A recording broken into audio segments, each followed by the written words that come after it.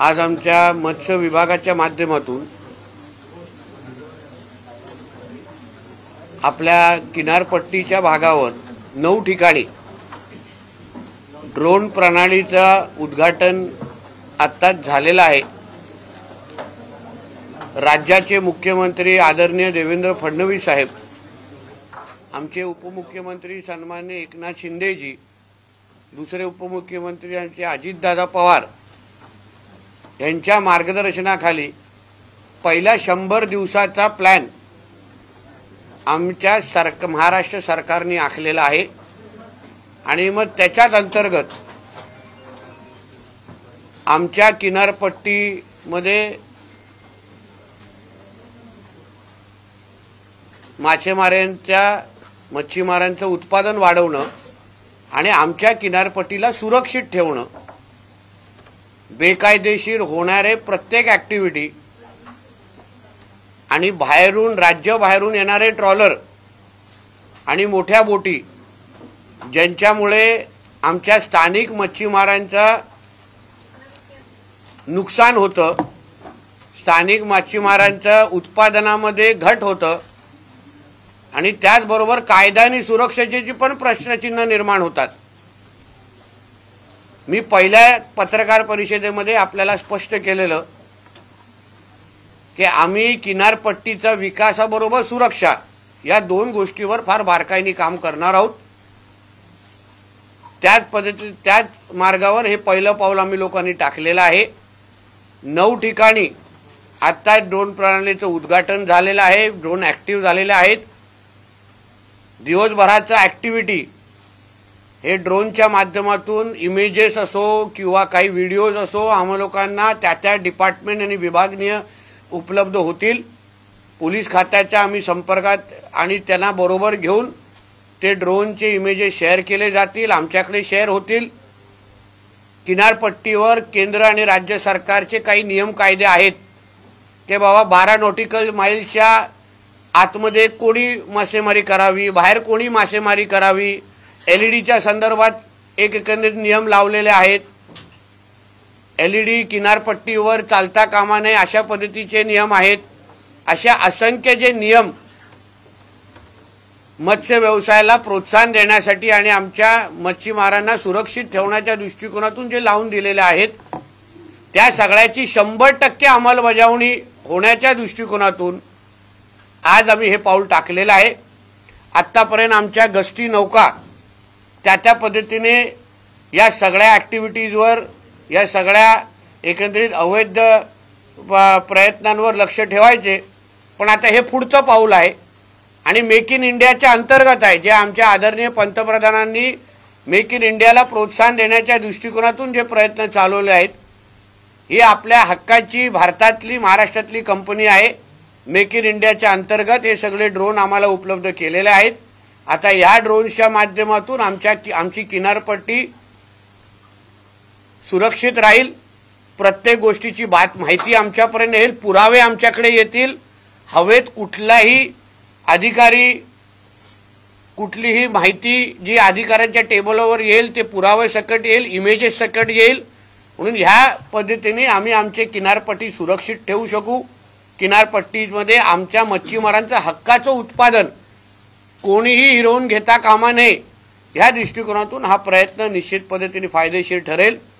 आजपासून हा विषय आम्ही लोकांनी सुरू केलेला आहे, प्रयत्न हे आजपासून सुरू केलेला आहे। मला विश्वास आहे विभागनीय जिथे जिथे आता आमच्याबरोबर अधिकारी उपलब्ध होते, माझ्या मत्स्य खात्याचे सगळे आमचे अधिकारी, हे सगळे आम्ही एकत्र मिळून आमच्या राज्याला मत्स्य उत्पादनामध्ये जो गेल्या वर्षीपासून उत्पादन होतात ते ह्या सगळ्या प्रयत्नांमुळे निश्चित पद्धतीने वाढ होईल। आमच्या मच्छीमारांना सुरक्षित पद्धतीने त्यांचे सुरक्षित ठेवण्यामध्ये ह्या ड्रोन प्रणालीचा निश्चित पद्धतीने फायदा होईल। जेव्हा बाहेरचे ट्रॉलर्स आपल्या किनारपट्टीच्या आतमध्ये येतात तेव्हा ते तयारीनिशीर येतात, म्हणजे काय नुसतं काय मासे म्हणजे आपल्या इथे आपल्या हक्काचे मासे घेण्यासाठी येत नाहीत, पण त्यांच्या हातात हत्यार असतात, काही वेपन असतात। तर त्या सगळ्या गोष्टीवर त्या सगळ्या गोष्टीला थांबवण्याच्या दृष्टिकोनातून आता आमच्याकडे पुरावे असतील। आताच सकाळी रत्नागिरीमध्ये पहाटे झालेली घटना, जिथे कर्नाटकवरून आलेला ट्रॉलर आपल्या इथे आलं आणि जेव्हा आपल्या मच्छीमारांनी त्याला थांबवण्याचा प्रयत्न केला, त्याच्या हातात चाकू बिकू होते। 25 लोकांनी आपल्या 3-4 मासेमारांना म्हणजे अडकून टाकलं किंवा थांबवलं, हल्ला केला त्याच्यावर। मग आमच्या रत्नागिरी एसपीनी त्या गोष्टीवर कारवाई केली आणि लक्ष घातलेलं आहे। म्हणून या दृष्टिकोनातून कडकशी कडक कारवाई। आता जो काही कर्नाटकवरून ज्यांना आम्ही पकडलेला आहे, नुसतं काय आम्ही त्यांच्यावर फाईन मारत बसणार नाही, ती पण जास्तीत जास्त मारणार, पण चाकू हल्ला करण्याच्या दृष्टिकोनातून पण कलम मी पोलिसांना लावायला सांगितलेले आहेत, कारण तो अटेम्प्ट टू मर्डर आहे। म्हणून ह्या अशा पद्धतीचं किनारपट्टीवर वातावरण आम्ही लोक तयार करणार की आमच्या महाराष्ट्राच्या किनारपट्टीवर कुठले बाहेरचे लोक, बाहेरचे ट्रॉलर बोटी येऊन नियम तोडण्याची हिंमत पण करू शकणार नाही, त्यांचे पाय कापतील, हात कापतील, अशा पद्धतीचं वातावरण आमच्या इथे तयार होईल। शेवटचा एक बाब आहे, गस्ती नौका संदर्भात पण आमच्या डिपार्टमेंटनी महत्त्वाचे निर्णय घेण्याचे ठरवलेले आहेत। आत्ताच्या काळात 720 ह्याच्या पूर्ण किनारपट्टीवर फक्त 5 गस्ती नौका आहेत।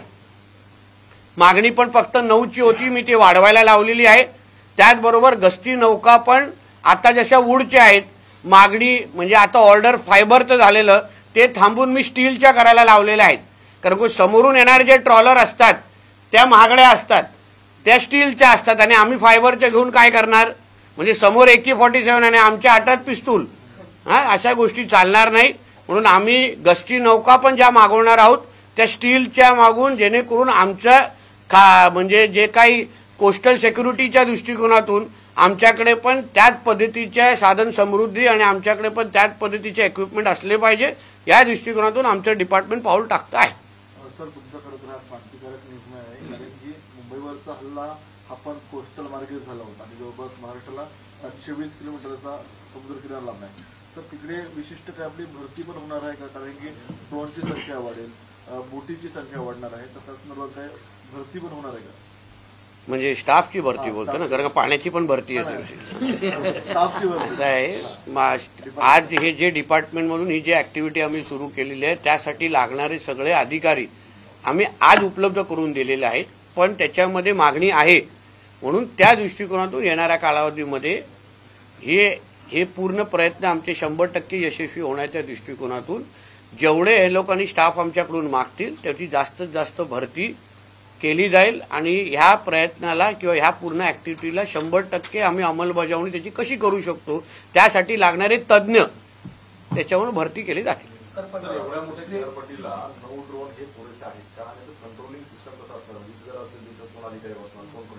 ते फिशरीजचे सगळे अधिकारी ते कंट्रोल, ज्यांना ते ऍक्टिव्हिटीज कंट्रोल रूम मध्ये समजतात तशा लोकांवर लक्ष ठेवलेलं आहे, जे आमच्या डिपार्टमेंटकडे माहिती फॉलो करणार आहे, म्हणजे माहिती देणार आहे। तसंच जे काही 9 विभागीय कार्यालय आज आम्ही आयडेंटिफाय केलेले आहेत, त्या इकडचे जे फिशरीजचे आमचे जे अधिकारी आहेत, त्याचबरोबर पोलीस खातं, हे दोघंही संलग्न राहून त्या ऍक्टिव्हिटीवर लक्ष ठेवणार आहेत। म्हणून आता लागणारी सगळी यंत्रणा सज्ज आहे। 9 आता ड्रोनची पण तुम्ही क्वालिटी बघितली, इमेजेसची क्वालिटी, माझी तुम्हाला विनंती या झाल्यानंतर मुद्दामून आमच्या कंट्रोल रूममध्ये थोडा कॅमेरा फिरवा, तिथे तुम्हाला दिसेल की बाबा आपले इमेजेस अतिशय क्लिअर आहेत। आपल्या लोकांना ज्या पद्धतीने पुरावे जमा करायचे आहेत, तर काय होतं, जो समोरच्या आता ह्याच्या अगोदर पारंपरिक काय होतं की माल किती नेमकं घेतला, तो कुठून आला, या सगळ्याची माहितीच उपलब्ध राहायची नाही। आता ड्रोनच्यामुळे सगळ्याच्या सगळ्या गोष्टी फार बारकाईने लक्ष ठेवल्या जातील आणि लागले तर अजून ड्रोन मागू ना आम्ही। हे काय फक्त 9 वर कोण थांबणार नाहीये, ऍक्टिव्हिटी 9 वरून सुरू केलेली आहे। आता अजून लागतील तर अजून मागू। सर, ही बाहेरील ट्रॉलर्स किंवा मच्छीमारांना अडवण्यासाठी चांगली इंटरव्ह्यू सांगताय, मात्र दुसरं अंतर्गत जे आहे, जे मोठ्या संख्येने बांगलादेशी आता सध्या बोटींवरती आहेत, त्यांची काही तपासणी मोहीम मत्स्यविभागाकडून केली जाईल का? कारण आताही मोठ्या संख्येने स्थानिक मच्छीमारांपेक्षा जास्त संख्या ही बांगलादेशी। बघा, त्या दिवशी मी ससून डॉकची पाहणी करायला गेलेलो, तेव्हा मी तिथे स्पष्ट त्या अधिकाऱ्यांना, आमच्या अधिकाऱ्यांना पण सांगितलं, तिथे स्थानिक पण सांगितलं की प्रत्येक आमच्या डॉकवर उपस्थित असणाऱ्या व्यक्तीच्या हातात त्याचा आधार कार्ड असलं पाहिजे, जेणेकरून कोणीही अगर त्याने येऊन त्याची ओळख मागितली त्याच्या हातात त्याचा आधार कार्ड असलं पाहिजे। त्या दिवशी मी जेव्हा गेलो कोणाच्या हातात आधार कार्ड नव्हतं, म्हणून बांगलादेश आणि रोहिंग्याचा जो काही आम्ही मोहीम आमच्या देवेंद्र फडणवीस साहेबांच्या नेतृत्वाखाली आमच्या सरकारने सुरू केलेली आहे, त्यासाठी ज्या आमच्या डॉकवर प्रत्येक गोष्टीवर लक्ष असणार, कारण का अवैध ह्यांचे जे काय ऍक्टिव्हिटीज आहेत ते पोर्टच्या माध्यमातून किनारपट्टीवर मोठ्या प्रमाणामध्ये सुरू आहे, त्याची माहिती आम्हालाही आहे. आता त्याला आळा घालण्याच्या दृष्टिकोनातून ज्या ज्या गोष्टी करण्याची गरज आहे, म्हणजे त्यांचे आधार कार्ड तपासणीपासून कोण काय तिथे काम करतंय तो तेच काम करायला हवं का, कुठली बोट कोणाच्या नावाने आहे, नाव ज्याच्या नावाने बोट आहे तोच बोट वापरतोय का, या सगळ्या गोष्टी, लायसेन्सेस त्याचे आहेत किंवा एक्सपायर्ड झाले आहेत का, या सगळ्या गोष्टीची माहिती आम्ही गोळा करायला सुरू केलेली आहे. मी तुम्हाला लवकरच ह्याच्यामध्ये चांगला फरक, म्हणजे जे काही आता दिसणारे जे काही म्हणजे काही लोकांची मक्तेदारी दिसते तुम्हाला किनारपट्टीवर, त्या सगळ्या मक्तेदारी तोडण्याचं काम आमचं डिपार्टमेंट येणाऱ्या कालावधीवर करेल. मालेगावमध्ये 10,000 पेक्षा जास्त फेक आधार कार्ड भेटले, तर इकडे तुम्ही कसं टॅकल करणार त्याला? त्यांची एकंदरीत मला त्याचं उदाहरण लायसेन्सेस, बोटीचे लायसेन्सेस कोणाच्या नावाने आहेत आणि ज्यांच्या नावाने लायसेन्सेस आहेत तोच बोट चालवतो आहे का, मग त्याचे कागदपत्र 100% दिले आहेत का, 100% दिले असतील तर त्याच्यात काही जुने कागदपत्र, हे सगळ्याची स्क्रुटनी आम्ही लोकांनी पहिल्या दिवसापासूनच सुरू केलेली आहे. त्याची एक 15-20 दिवस 1 महिन्यामध्ये मला पूर्ण माहिती येईल आणि एकदा माहिती आल्यानंतर मग स्वच्छ भारत अभियान याचे विषय संपले का, मग तुम्ही घ्या तो, इसमें खत्म करते फिर उसमें जाएंगे. मला ह्याच विषयावर एक विचारू दे. जिथे जिथे आपले डॉग्स आहेत तिथे डिफेन्सचे क्रिटिकल इन्फ्रास्ट्रक्चर पण असतात, तर कुठेही ते ओव्हरलॅप होऊ नये त्याच्यासोबत आपण कोऑर्डिनेट ठेवणार, ऑब्व्हियसली कोऑर्डिनेट करणार ना. डिफेन्स आणि ज्या ज्या सिक्युरिटी एजन्सीज आहेत त्या सगळ्यांना कॉन्फिडन्समध्ये घेऊन आम्ही या सगळ्या गोष्टी करतोय. जेव्हा गव्हर्नमेंट कुठलाही निर्णय घेतं, खातं कुठलाही निर्णय घेतं, तेव्हा त्या संबंधित डिपार्टमेंट किंवा केंद्र सरकारच्या एजन्सीला कॉन्फिडन्समध्ये घेऊन, हे काय आम्हाला वाटलं ड्रोन उडवायचं म्हणून आम्ही उडवत नाही हा विषय, त्यांना कॉन्फिडन्समध्ये घेऊन त्यांना या सगळ्या ऍक्टिव्हिटीची माहिती दिल्यानंतरच आम्ही हे पाऊल उचललेलं आहे.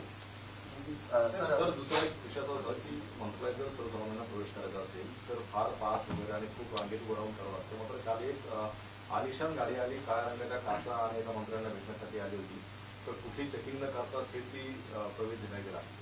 एक लक्षात घ्या, ह्या मंत्रालय सिक्युरिटीच्या संदर्भात आमचे आदरणीय मुख्यमंत्री साहेब स्वतः लक्ष घालतायत.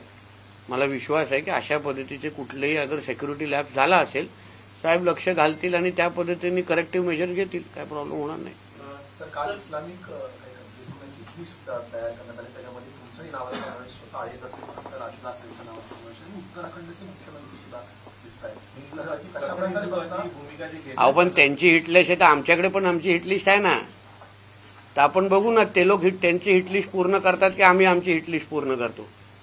आमची हिटलिस्ट नाही आहे का ज्याच्यामध्ये दहशतवाद्यांच्या सगळ्यांची नावं आहे, तर त्यांनी त्यांच्या हिटलिस्टवर काम करावं, आम्ही आमच्या हिटलिस्टवर काम करू. त्यांच्यातल्या एकाला पण आम्ही लोक ठेवणार नाही, ही आमची पण आमच्या केंद्र आणि राज्य सरकारची तयारी आहे. म्हणून त्यांच्या हिटलिस्टपेक्षा आमच्या हिटलिस्टवर लक्ष द्या, एक एक एक एक बघा कसे कमी होतात आणि मग बघू.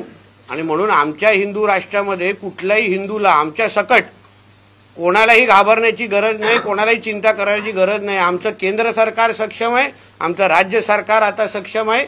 म्हणून अशा कुठल्याही पद्धतीच्या हिटलिस्टला आम्ही एक तर भीक घालत नाही आणि त्यांच्या हिटलिस्टपेक्षा आमची हिटलिस्ट ही आमच्यासाठी महत्वाची. एक एक एक दहशतवादाला संपवायचं कसं, हर एक को मिट्टी में मिला देंगे, ही आमची भूमिका आहे.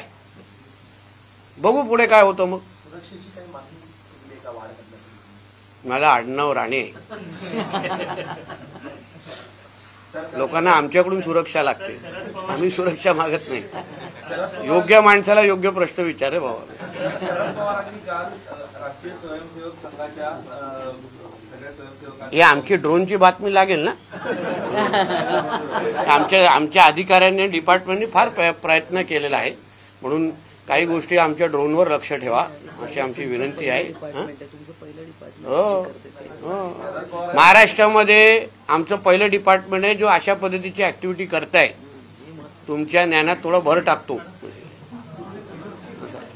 तुम्ही जावई आहेत सावंतवाडीचे, तुमच्याही किनारपट्टीवर आमचा ड्रोन चालणार आहे, जेणेकरून जावई काही चुकीच्या गोष्टी किनारपट्टीवर करतात का ते ड्रोन लक्ष ठेवेल आणि सासरवाडीला फोटो पाठवेल.